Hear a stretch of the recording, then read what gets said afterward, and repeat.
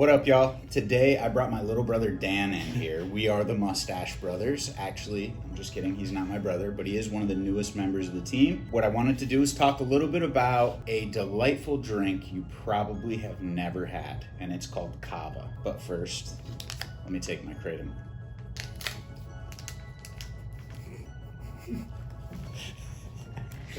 All right. So if you're new on the channel, you understand this, right? We're not doctors, we're not here giving you medical advice, but what we are here to do is talk a little bit about what we do as a business and how that relates to people. Kava, in particular, is a plant that's been around for a couple thousand years, and it comes from the South Pacific Islands. It's been grown in Fiji, Vanuatu, Hawaii, New Zealand. Not only is it a plant that grows there, but it's a really big part of their culture. Now, they've been using this plant medicinally and recreationally for the last several thousand years. It only made its way to the United States about 20 years ago. So what's interesting about Kava is the plant, although it's grown, none of the stuff grown above the soil is actually consumed. It's everything below the soil. It's the root. It takes a very long time to grow Kava, anywhere from 2 to 8 years. However, what I should clarify here is that 8-year, 7-year Kava is what's called ceremonial grade. It's very near and dear to the hearts of the people that live on these islands. So it's very uncommon that it actually gets sold in the United States. Typically, the Kava that we offer is anywhere from 3 to 5 years old. That's an appropriate age, but again, as it gets older, you have to think about it from like a farm yield process. They don't want to wait 8 years to sell a crop.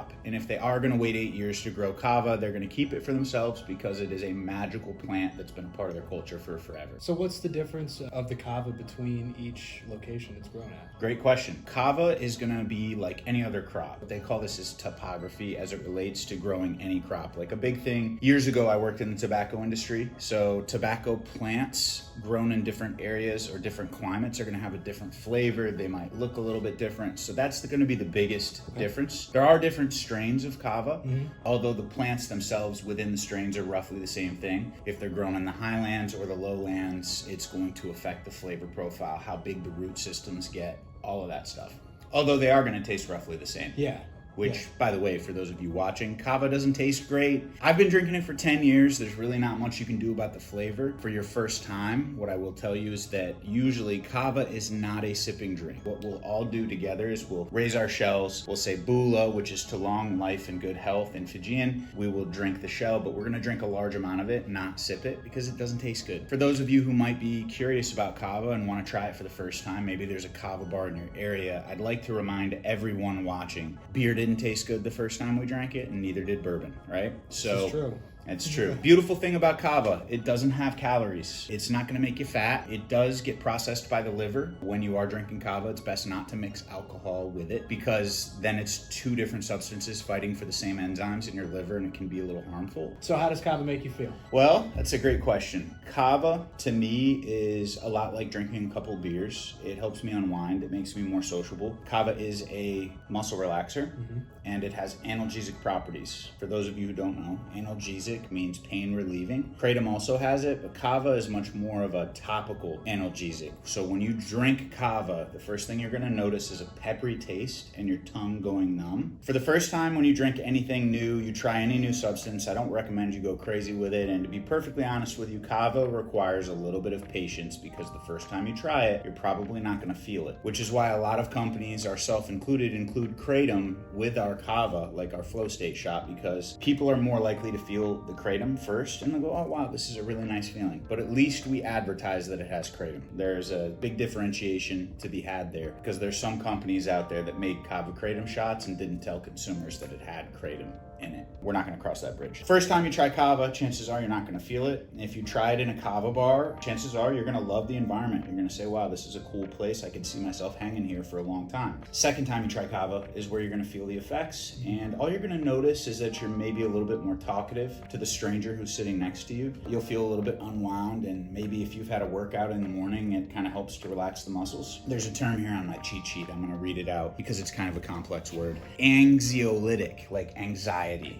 Kava is known to have relaxing effects because of its anxiolytic properties. And if I'm mispronouncing that, feel free to correct me in the comments. I would love that. There's a lot of people who've been using Kava to get over alcohol addiction or to help with their anxiety. But for me, speaking as somebody who's been to Kava bars for 10, 11 years, it's reintroduced the real meaning of the word community into my life. By going to Kava bars, I've been able to make friends and acquaintances, people of all walks of life. Like in St. Petersburg, Florida, for instance, it's not uncommon to see a firefighter in line for a shell of Kava or a police officer. And I know I've mentioned this before, but perception is starting to shift when it comes to these plant medicines as alternatives to what's otherwise commercially available. If you're born in Louisville, Kentucky, you're probably a big bourbon guy, unless you overdid it for yourself and now you're not a big bourbon guy, or you were a big bourbon guy. So you'll find that a lot of people are quitting alcohol for Kava and Kratom. Kava is closely paired with alcohol. And what are some of the main differences in effect between Kava and alcohol?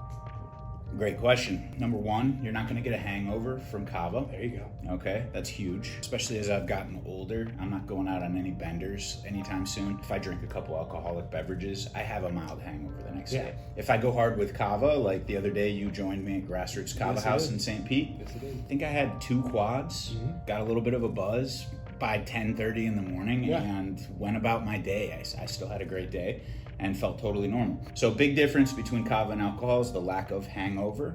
Kava doesn't have any calories. There's no sugar in it, so it's not gonna make you fatter and it's not gonna be toxic to the liver. Another big difference is actually where they're similar. They are both diuretics, so they're gonna make you go pee. One thing I'd like to say to the viewers, if you're gonna try Kava for the first time, stay hydrated. Best practice for life, stay hydrated in general. But coffee, tea, Kava, Kratom, alcohol, they're all diuretics. So technically speaking, when you're meeting up with the guys and you're drinking a 6-pack of beer, 12-pack or 24, you should stay hydrated then too. Most alcohol companies won't go out of their way to tell you that. Yeah, for sure.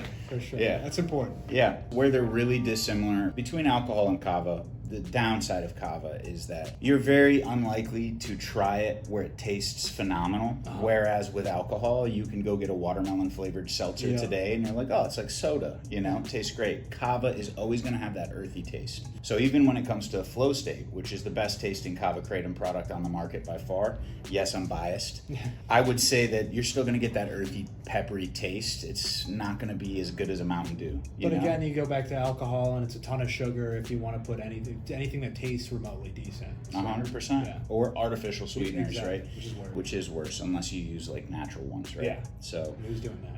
not many. Okay, so one thing I do want to mention about Kava, as I said before, it takes a long time to grow. This isn't a 6-month crop. It takes anywhere from 2 to 8 years to grow the plant. There's a ton of demand and it's growing every day, right? Because people, especially your generation, you're a Gen Zer, right? Yeah, I guess. They're a lot less likely to drink alcohol. Yeah. Studies have shown that it's the lowest alcohol consuming generation of all time. I can say, hell yeah, Good. That's awesome. But because it takes so long to grow and because these islands are so small, it's gonna strip the supply channels. You know, be advised, as a Kava consumer, you can expect to see some supply chain ripples, out of stocks, and cost increases, especially with the looming tariffs that may or may not happen. Okay, one thing I want to talk about real briefly here is a lot of people say that Kava helps with sleep. This is going to be entirely dependent on the person. I am one of those people that I raw dog sleep every single night. I don't want melatonin. I don't need to smoke any weed. I don't want a couple beers before I go to bed. If I'm not raw dogging sleep, we're not getting good sleep. So for me personally, Kava doesn't help with sleep, but there's a lot of people who say that it does, and for those people, perhaps it works. But again, being a diuretic, one of the challenges that I've always had is if I drink Kava late at night, I'm up to go pee like 5 times. So that doesn't help my sleep. That sucks. You know? So this is like the only video we filmed where I haven't been wearing my sleep tracker. And I will tell you, if I go to bed having drank a bunch of Kava before I go to bed, my sleep score is like 10 points lower. So you really know. I really know. Really like know. Empirically, I know Kava doesn't help me with my sleep. There's data to support this. There is data, but you know, that doesn't mean that it might not work for you. Yeah. Again, it's like with Kratom, right? Some people say that red is for bed, white is for flight, green is in between. Right. Some people get a lot of relaxation from green strains, whereas others get energy from red. So it's still going to be dependent on the person, although there are generalities that you can use when talking about Kava or Kratom. If you guys are watching this and you're still curious and you have any questions, I'd love it if you drop the question in the comment. If you're looking for a good quality Kava product, there's a lot of options out there. And for the love of God, if you're in Florida, go to a local Kava bar. There's over 300 in the state at this point. They'd love a new friend and a new member of the community. And hopefully, if you're not in Florida, there's a Kava bar near you. Arizona's got them, Georgia, Tennessee, Kentucky. Places all over the country are starting to open these businesses as an excellent opportunity to step away from what is otherwise commercially available in your area, alcohol, right? Yeah.